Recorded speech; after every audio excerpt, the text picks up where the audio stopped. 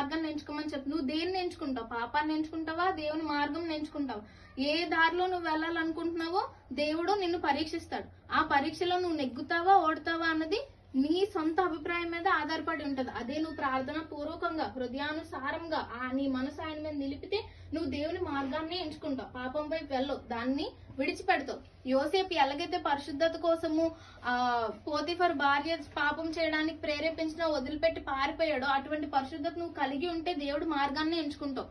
దానియేలు షడ్రకు మేషకు అబేద్నగు దేవుడికి విరోధంగా ఏం చెప్పినా మేము తినము అని చెప్పినప్పుడు దేవుడు వాళ్ళని విడిచిపెట్టలేదు.